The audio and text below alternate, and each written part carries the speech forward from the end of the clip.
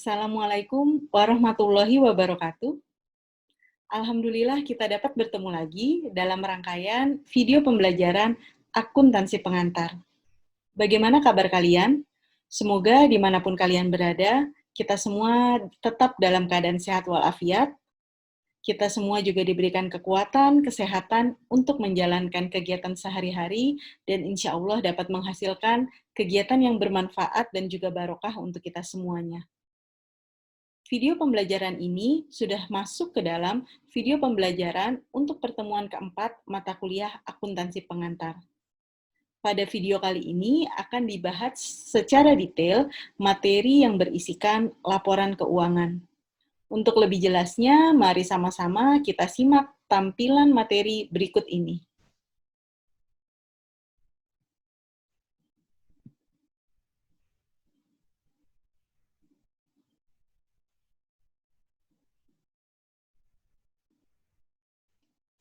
Ya, sudah tampil di layar kalian masing-masing. Materi pertemuan kita kali ini adalah laporan keuangan. Sebelum kita masuk ke dalam materi laporan keuangan, Bu Dini tidak akan pernah bosan menyampaikan ke kalian keterkaitan antara materi yang kita pelajari hari ini dengan materi yang sebelumnya dan juga materi yang akan datang. Sehingga kalian tahu kedudukan materi yang akan kita pelajari dan kebermanfaatannya apa, dan Bu Dini harap pembelajaran bisa lebih bermakna dan bermanfaat untuk kalian.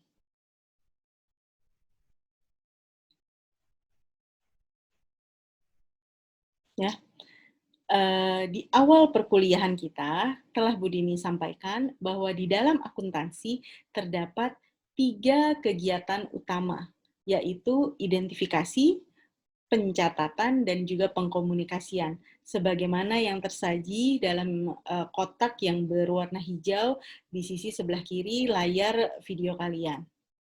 Apa yang diidentifikasi dan dicatat, kesemuanya itu sudah kita pelajari pada video-video pembelajaran sebelumnya. Pada video pembelajaran kita yang terakhir, kalian sudah sama-sama mengetahui bagaimana cara melakukan pencatatan transaksi keuangan ke dalam persamaan dasar akuntansi. Persamaan dasar akuntansi yang sudah kita hasilkan belum bisa digunakan untuk mengkomunikasikan informasi-informasi keuangan kepada para user. Untuk itu, maka dari persamaan dasar akuntansi tersebut, perlulah kita rumuskan menjadi suatu laporan keuangan yang berisikan informasi keuangan sehingga bisa digunakan oleh para user untuk mengambil keputusan sesuai dengan proporsinya masing-masing. Pada tampilan diagram yang ada di layar kalian masing-masing itu, materi laporan keuangan ada di shape yang berwarna background warna hitam dengan tulisan putih. Disitulah letak materi yang akan kita pelajari hari ini. Selanjutnya, materi laporan keuangan terdiri dari 3 materi pokok. Yang pertama adalah pengertian dan jenis laporan keuangan. Yang kedua, penyusunan laporan keuangan. Dan yang ketiga, pengkomunikasian laporan keuangan. Sekarang kita masuk ke dalam materi pokok yang pertama, yaitu pengertian dan jenis laporan keuangan. Berbagai macam buku referensi menyajikan definisi laporan keuangan yang berbeda-beda. Ada yang menyajikan definisi laporan keuangan sebagai informasi keuangan. Ada buku yang menyajikan laporan keuangan adalah selisih laba dan rugi. Ada juga buku yang menyajikan laporan keuangan adalah posisi keuangan perusahaan. Kesemua buku referensi tersebut benar. Harapan Bu Dini, kalian bisa membaca sebanyak mungkin referensi-referensi terkait laporan keuangan, sehingga wawasan kalian bisa bertambah dan lebih terbuka, dan kalian bisa membuat intisari dari berbagai macam referensi tersebut. Intisarinya apa? Itulah yang kalian gunakan dalam memahami konsep definisi laporan keuangan. Pada dasarnya, laporan keuangan diartikan sebagai informasi keuangan. Nah, hanya saja informasi keuangan yang bagaimana, informasi yang keuangan, ketika dispesifikan, maka kita akan masuk ke dalam jenis laporan keuangan. Informasi keuangan yang pertama adalah sesuai dengan jenisnya yang pertama, yaitu informasi keuangan yang menyajikan hasil kegiatan operasional perusahaan. Hasil kegiatan operasional perusahaan dicerminkan dari akun revenue dan expense. Nah, jenis laporan keuangan ini dinamakan jenis laporan keuangan laba rugi atau income statement, yang berisikan kegiatan operasional perusahaan yang tercermin melalui akun revenue dan expense. Apapun jenis perusahaannya, baik jasa, dagang, maupun manufaktur, semua perusahaan pastilah membutuhkan informasi keuangan kegiatan operasional atau yang dikenal dengan laporan laba rugi. Hanya saja nanti kegiatan operasionalnya mempunyai konsep yang berbeda-beda. Untuk perusahaan jasa, kegiatan operasionalnya adalah menghasilkan jasa dan membutuhkan biaya beban-beban yang dibutuhkan untuk mendukung kegiatan operasional. Untuk perusahaan dagang, kegiatan operasionalnya adalah membeli barang dagang, selanjutnya menjual barang dagang tersebut. Untuk perusahaan manufaktur, kegiatan operasionalnya adalah membeli bahan, mengolah bahan, menghasilkan barang jadi, dan menjual barang jadi tersebut. Tapi pada dasarnya, konsepnya adalah tercermin dari akun revenue dan expense, yaitu akun yang mencerminkan kegiatan operasional perusahaan. Untuk jenis laporan keuangan yang kedua, informasi keuangan yang dihasilkan adalah informasi keuangan berdasarkan equity atau ekuitas perusahaan. Untuk jenis laporan yang kedua, dibedakan laporan keuangan untuk perusahaan yang berbentuk proprietorship dengan perusahaan yang berbentuk corporation. Untuk perusahaan yang berbentuk proprier dan partnership, lebih tepatnya, maka perusahaan menyajikan laporan perubahan ekuitas atau Statement of Owner's Equity. Untuk perusahaan yang berbentuk corporation, maka jenis laporan keuangan keduanya adalah laporan laba ditahan, yang menyajikan informasi pergerakan laba ditahan dari perusahaan tersebut. Konsep dari jenis laporan yang kedua ini sama, yaitu menyajikan kronologis perubahan ekuitas yang dimiliki oleh setiap perusahaan, baik yang berbentuk proprier dan partnership maupun yang berbentuk corporation. Jenis laporan keuangan yang ketiga adalah laporan posisi keuangan atau financial position. Laporan ini berisikan informasi keuangan yang menyajikan kondisi keuangan perusahaan yang tercermin dari akun aset, akun liability, dan juga akun equity. Semua untuk jenis dan bentuk perusahaan pasti membutuhkan jenis laporan yang ketiga ini, laporan posisi keuangan. Tidak ada pengecualian dan tidak ada perbedaan-perbedaan jenisnya apa atau bentuk perusahaannya apa. Yang membedakan adalah nanti di equity-nya, karena setiap bentuk perusahaan mempunyai karakteristik equity sendiri-sendiri, sebagaimana yang sudah kita pelajari di konsep akun yang lalu. Jenis laporan yang berikutnya adalah laporan arus kas atau Statement of Cash Flow.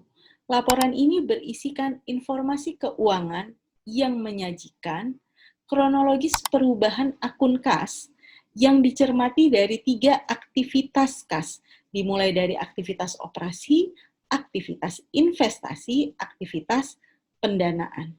Nanti kita akan bahas secara detail mengenai laporan arus kas di akhir video pembelajaran ini. Keempat jenis laporan keuangan ini merupakan laporan keuangan yang saling terkait antara jenis yang satu dengan jenis yang lainnya. Laporan keuangan ini harus dibuat secara urut. Kenapa harus dibuat secara urut? Karena informasi keuangan yang dihasilkan dari jenis laporan keuangan yang pertama, yaitu jenis laporan laba rugi, nanti dibutuhkan untuk informasi di jenis laporan keuangan yang berikutnya. Begitu juga informasi yang dihasilkan di laporan keuangan Statement of Owner's Equity nanti akan dibutuhkan di laporan posisi keuangan. Keterkaitan antara keempat jenis laporan keuangan tersebut dapat kita lihat dalam video pembelajaran ini, di slide ini, di sisi sebelah kanan layar video kalian. Dimulai dari yang pertama, income statement. Income statement sesuai konsepnya tadi, isinya hanya revenue dan expense. Terus selisihnya, income, net income ketika revenue-nya lebih besar, itulah nanti yang akan dimasukkan ke dalam statement of owner's equity. Nah, statement of owner's equity berisikan dari mana asal muasal equity itu pergerakannya bagaimana. Dimulai dari modal awalnya berapa, ada net income atau loss-nya berapa, gitu ya. Terus ada drawing atau prefer penarikan modal untuk kepentingan pribadi atau tidak, sampai ketemu modal akhir. Ekuitas atau modal akhir inilah yang nantinya akan masuk ke dalam laporan posisi keuangan. Karena laporan posisi keuangan kan sesuai konsep menyajikan aset, liability, dan equity. Nah, equity-nya ini nanti yang diisi adalah equity yang berasal dari statement of owner's equity. Pada laporan posisi keuangan atau financial position, pada bagian aset ada akun yang bernama cash. Cash ini nantinya akan dibuatkan laporan secara khusus yang menceritakan bagaimana asal-muasal jumlah cash yang tersaji di laporan posisi keuangan, asal-muasalnya dari mana, yang dinilai atau dilihat kronologisnya berdasarkan 3 aktivitas, sesuai yang ada di layar kalian ya, nanti akan kita bahas secara lebih detail di akhir, yaitu aktivitas operasi, investasi, dan juga pendanaan. Inilah keterkaitan antara 4 jenis masing-masing laporan keuangan. Harus dibuat secara urut, di mana informasi-informasi yang dihasilkan dari setiap laporan keuangan ternyata dibutuhkan untuk jenis laporan keuangan yang lainnya. Nah, harapan Bu Dini, setelah kita belajar jenis laporan keuangan ini, kalian jadi punya pemahaman. Ketika ditanya, berapa sih beban listrik perusahaan pada bulan ini?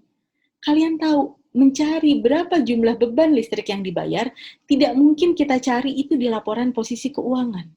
Karena laporan posisi keuangan berisikan aset, liability, plus equity. Tidak ada informasi yang terkait expense.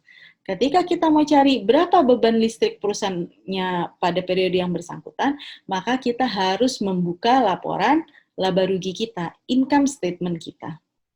Begitu juga ketika pemilik ingin tahu berapa sih jumlah utang atau kewajiban yang dimiliki perusahaan, tidak mungkin mencari informasi itu pada laporan laba rugi, tetapi memang harus dicari di laporan posisi keuangan.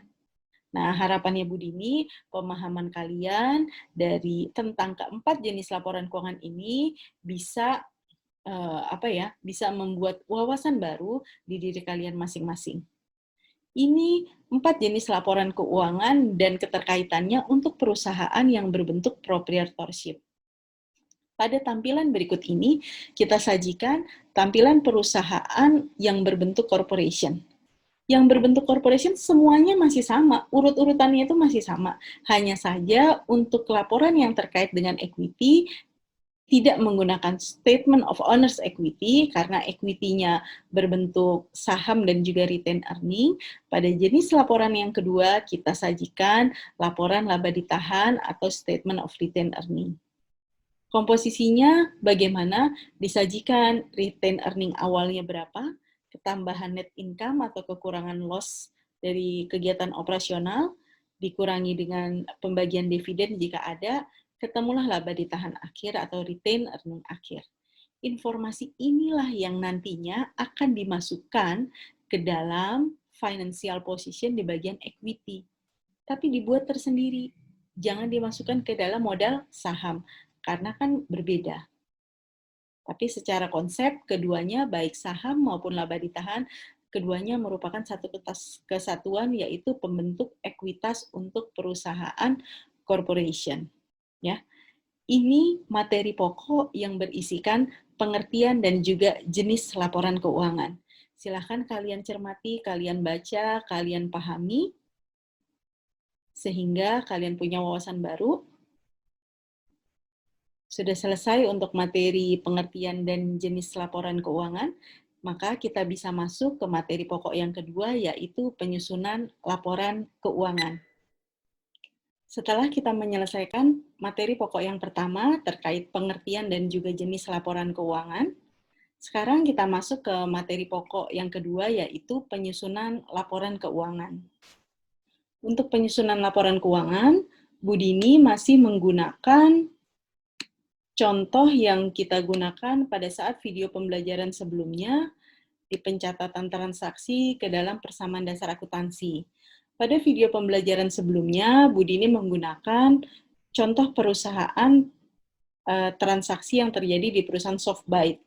Nah, pada akhir video pembelajaran, kita sudah sama-sama menghasilkan persamaan dasar akuntansi untuk Softbyte sebagaimana yang tersaji dalam layar pembelajaran ini di sisi sebelah kiri. Ada transaksi 1 sampai dengan transaksi 10. Pencatatan transaksi ke dalam persamaan dasar akuntansi ini kita gunakan dasar untuk menyusun laporan keuangan. Kita mulai dari laporan keuangan yang pertama, yaitu income statement. Prosedur untuk menyusun laporan keuangan, yang pertama kita harus punya data transaksi yang sudah dicatat ke dalam persamaan dasar akuntansi, sebagaimana yang sudah tersaji di sisi sebelah kiri layar pembelajaran ini. Selanjutnya, untuk memulai penyusunan laporan keuangan yang pertama, yaitu income statement, terlebih dahulu kita harus menuliskan identitas perusahaan.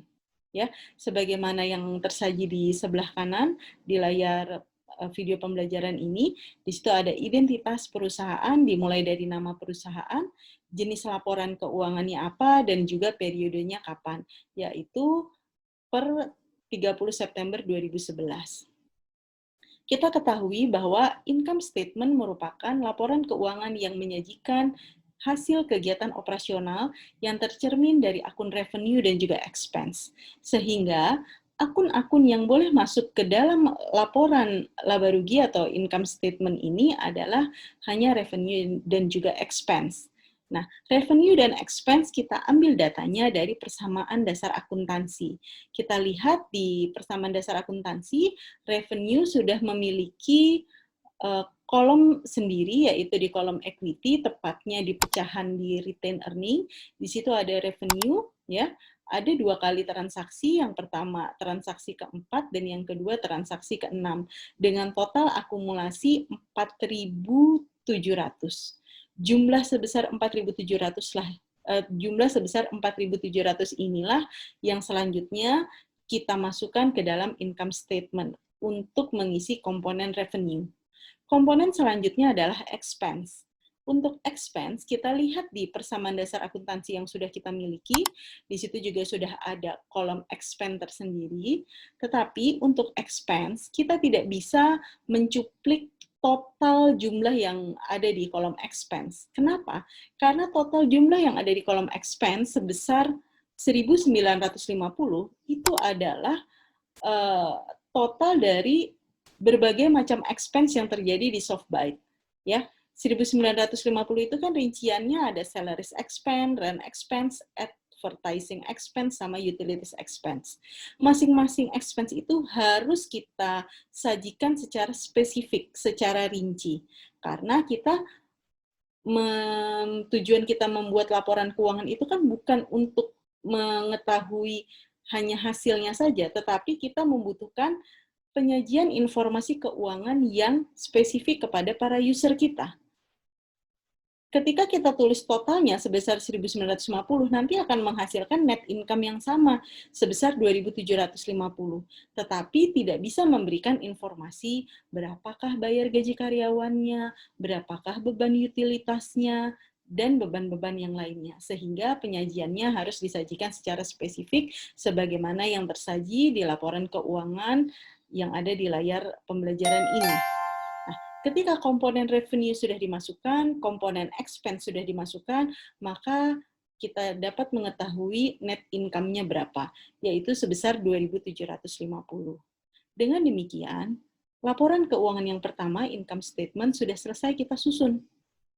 Kita sudah bisa mendapatkan informasi keuangan terkait kegiatan operasional perusahaan. Selanjutnya, kita beranjak ke laporan keuangan yang kedua. Laporan keuangan yang kedua yang digunakan oleh Softbyte adalah Retained Earning Statement. Kenapa Retained Earning Statement? Karena Softbyte bentuk perusahaannya adalah corporation. Retained Earning Statement, komponen pembentuknya, ya, Tapi terlebih dahulu kita tetap harus sama ya, di awal kita tetap menggunakan identitas perusahaan di awal atau di header dari setiap masing-masing laporan keuangan. Ketika sudah ada header-nya, udah ada identitas perusahaannya, kita masuk ke komponennya, yaitu dibentuk dari retained earning awal, net income, dividen. Retained earning awal karena perusahaan Softbite ini baru berdiri, retained earning awalnya tidak ada. Nah, net income-nya kita ambil dari laporan income statement yang sebelumnya, diperoleh sebesar 2.750. Dividen bagaimana, Bu? Dividen kita lihat di persamaan dasar akuntansinya ada nggak dividen? Kalau tidak ada ditulis 0. Tapi kebetulan kan ini ada di Softbite, ada transaksi dividen sebesar 1.300 di transaksi ke-10. Jumlah inilah yang kemudian kita cuplik dan kita letakkan di dalam retained earning statement. Sehingga dapat diketahui retained earning akhirnya sebesar 1.450. Inilah cara menyusun laporan keuangan yang kedua, yaitu retained earning statement. Dengan dibuatnya retained earning statement, maka perusahaan bisa menyajikan informasi keuangan terkait pergerakan ekuitas yang dimiliki oleh perusahaan. Ternyata diketahui bahwa perusahaan itu melakukan pembagian dividen. Nah, laporan keuangan yang berikutnya, yang ketiga, adalah laporan posisi keuangan. Laporan posisi keuangan merupakan laporan keuangan yang menyajikan informasi keuangan terkait akun aset, liability, dan juga akun equity. Cara penyajiannya bisa disajikan dari atas ke bawah, bisa juga secara sejajar dari kiri dan juga kanan. Nah, kebetulan ini yang disajikan di layar ini atas bawah gitu ya, aset dan juga liability equity. Nah, untuk acuan yang digunakan di tampilan materi ini, kita bisa ketahui bahwa acuan yang digunakan adalah IFRS Edition. Kenapa? Karena aset ditulis mulai dari fixed asset dulu, baru current asset. Dan equity dulu, baru kemudian long term liability dan current liability. Nah, tapi nanti kalau kalian mau menyusunnya dari terbiasa mungkin waktu SMA atau SMK dari current asset dulu nggak masalah. Current, kemudian fixed asset, terus liability-nya, current liability, long term liability, baru equity. Nah, penyusunan laporan posisi keuangan seperti biasa diawali dengan membuat header atau identitas perusahaan. Setelah identitas perusahaan kita buat, selanjutnya kita mulai memasukkan data-data terkait aset, liability, dan juga equity. Bagaimana caranya? Setiap komponen aset, komponen liability, dan equity kita sajikan sesuai dengan akunnya masing-masing yang terdapat di persamaan dasar akuntansi. Dalam persamaan dasar akuntansi, untuk aset di breakdown menjadi cash, account receivable, supply, dan equipment. Nah, ini kita sajikan. Jumlahnya kita tinggal cuplik, kita tinggal ambil dari total yang ada di bawah masing-masing kolom. Karena itu adalah saldo masing-masing akun yang terupdate, yang terbaru, yang terkini. Kalau kita ambil di awal atau di tengah kan menjadi tidak valid. Sehingga kita bisa sajikan kalau ini dimulai dari fixed asset dulu, equipment, asal dari 7.000 itu berasal dari 7.000 di kolom equipment yang di bagian paling bawah, yaitu di total. Begitu juga dengan supply, begitu juga dengan account receivable, dan begitu juga dengan cash. Semuanya diambil dari total masing-masing account yang ada di kolomnya masing-masing. Ini berbeda dengan expense karena kalau expense itu kan komponen pembentuknya berbagai macam expense. Tapi kalau aset, baik itu cash, account receivable, supply, dan juga equipment, semuanya itu kan sama. Cash ya semuanya dari cash. Account receivable semuanya dari account receivable. Nggak ada yang tercampur-campur. Seperti itu. Nah, kemudian untuk liability, kita juga bisa sajikan langsung. Di situ account payable, berapa totalnya, dan juga equity. Ingat, untuk perusahaan yang berbentuknya corporation, equity-nya terdiri dari 2 komponen, yaitu saham dan juga laba ditahan. Sahamnya bisa kita lihat di situ ada 15.000, dan untuk retained earning kita ambil dari retained earning yang dari laporan keuangan yang sebelumnya, retained earning statement, yaitu sebesar 1.450. Dengan demikian, Laporan keuangan posisi keuangan menyajikan informasi keuangan aset sama dengan liability plus equity, sebagaimana persamaan dasar akuntansi yang tersaji dan yang sudah kita pelajari formulanya selama ini. Berikut ini Bu Dini ingin menampilkan keterkaitan antara masing-masing laporan keuangan. Jadi di awal tadi Bu Dini kan sudah menyampaikan bahwa dalam menyusun laporan keuangan itu harus dibuat secara runtut karena informasinya itu saling membutuhkan. Jadi nggak bisa kita buat retain earning dulu, nggak bisa. Karena keterkaitannya sebagaimana tersaji dalam layar pembelajaran ini. Ya, jadi informasi yang dihasilkan dari income statement itu dibuat tanda panah, dibutuhkan untuk retain earning statement. Informasi yang dihasilkan retain earning statement dibutuhkan untuk laporan yang ketiga, yaitu financial position. Seperti itu, ya. Jadi bisa kalian cermati keterkaitan antara masing-masing laporan keuangan. Selanjutnya, Bu Dini di sini akan menyampaikan bagaimana cara kita untuk menyusun laporan keuangan yang keempat, yaitu laporan arus kas. Laporan arus kas adalah laporan keuangan yang menyajikan informasi kas masuk dan juga kas keluar yang ditinjau dari 3 aktivitas pokok, yaitu aktivitas operasi, aktivitas investasi, dan aktivitas pendanaan. Jadi aktivitas operasi nanti bisa kas masuk, kas keluar. Aktivitas investasi bisa kas masuk, bisa kas keluar. Aktivitas pendanaan bisa kas masuk, bisa kas keluar. Nah, laporan arus kas yaitu yang menyajikan konsep seperti itu. Kas masuk dan kas keluar yang ditinjau dari 3 aktivitas.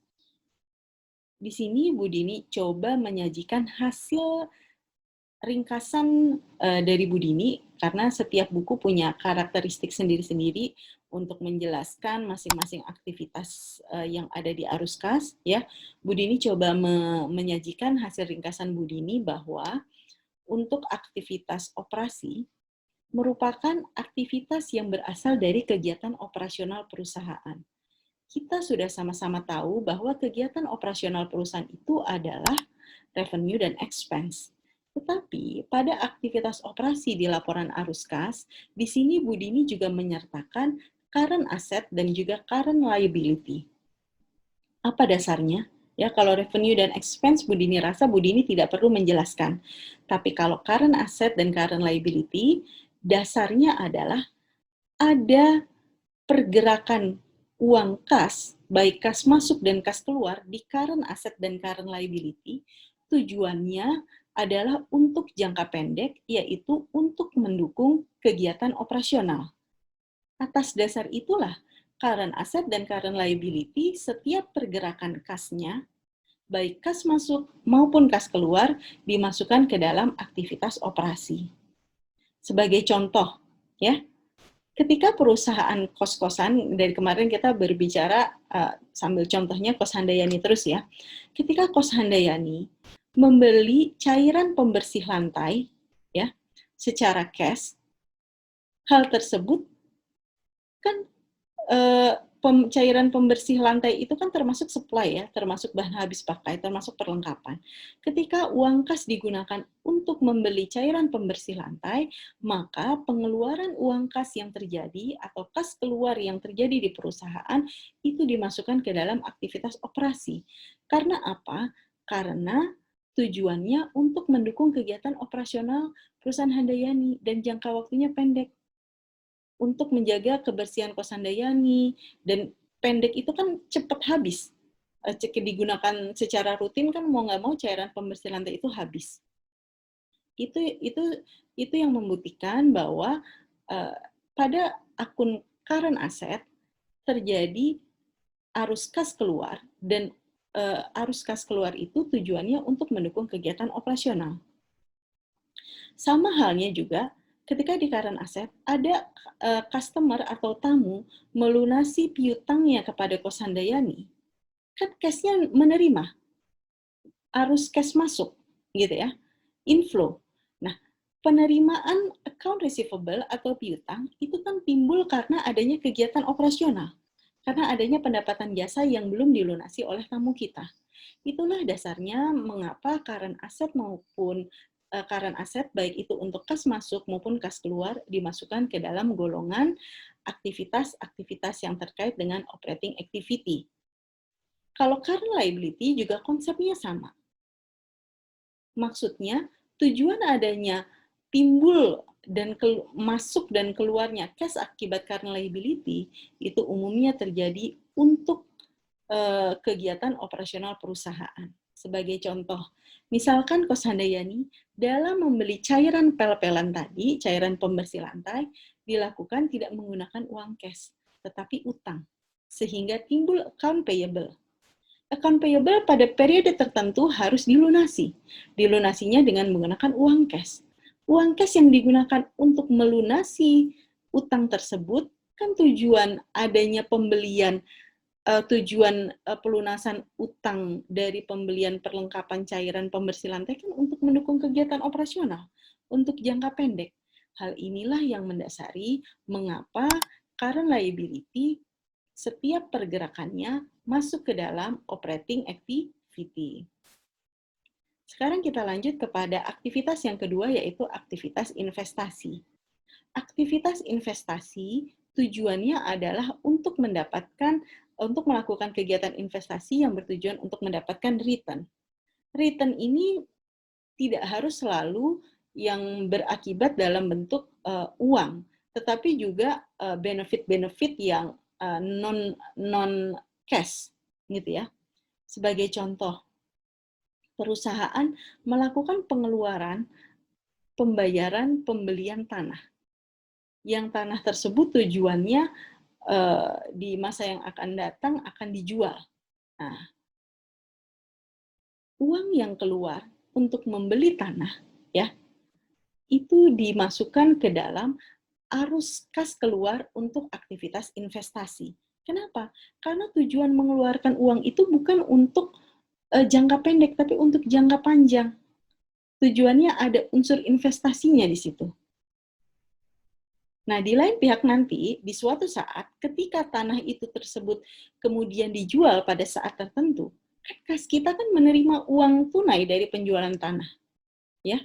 Nah, itu juga uang kas masuk yang diperoleh dari penjualan tanah, itu juga dimasukkan ke dalam kas masuk aktivitas investasi. Karena timbul dari tujuan penjualan tanah untuk mendapatkan return atau untuk mendapatkan investasi.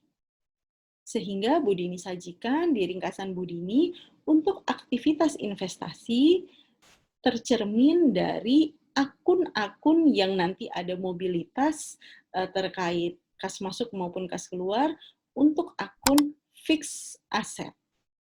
Aset tetap yang tujuannya untuk jangka panjang. Kita masuk ke aktivitas yang terakhir, yaitu aktivitas pendanaan. Aktivitas pendanaan ini tujuannya untuk mendanai perusahaan. Pendanaan perusahaan, pertama sumbernya adalah modal atau ekuitas. Ekuitas pemilik, baik itu pemilik tunggal, pemilik partner, maupun corporation.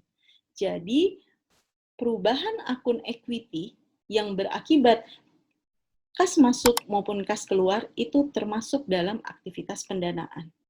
Nah, sama satu lagi, perubahan akun long term liability, ya, long term liability itu utang jangka panjang, ya, itu semua pergerakannya, baik kas masuk maupun kas keluar, dimasukkan dalam aktivitas pendanaan juga. Kenapa?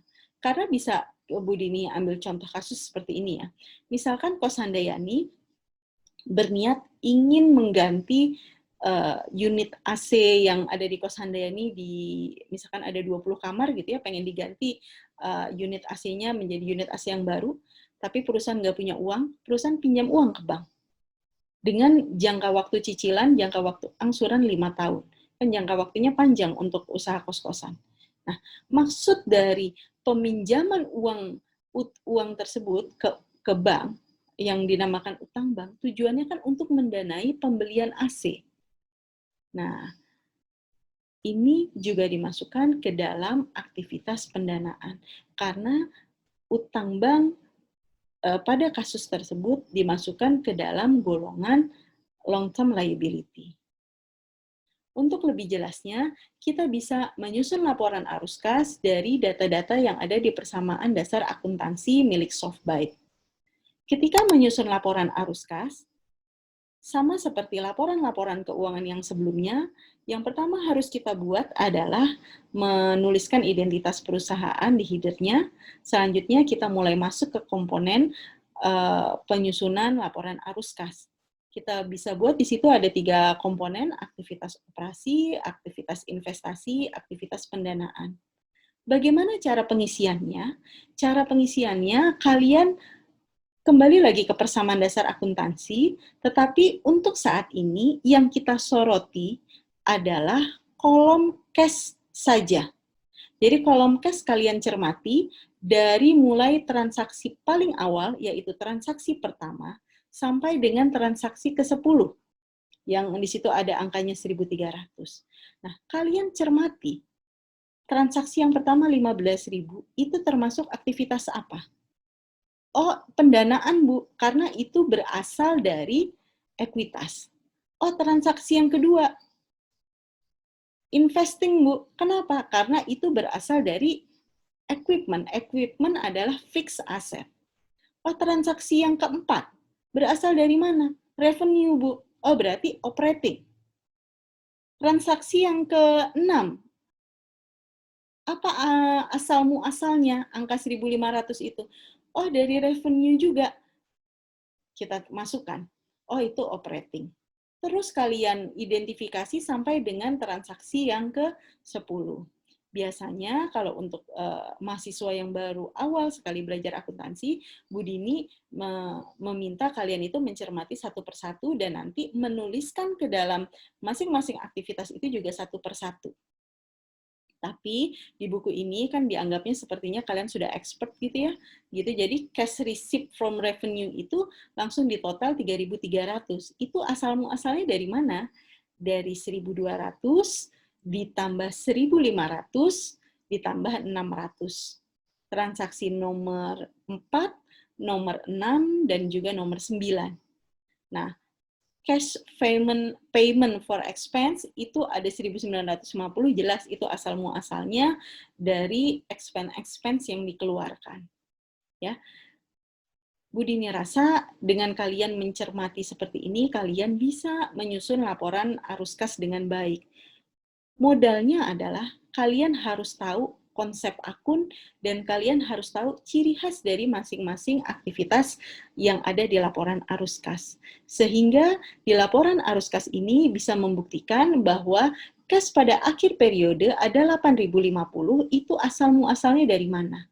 Oh, dari aktivitas operasi sekian, dari aktivitas investasi sekian, dari aktivitas pendanaan sekian.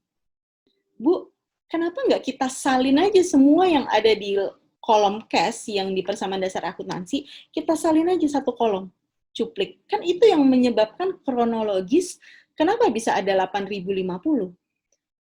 Bukan itu yang dimau.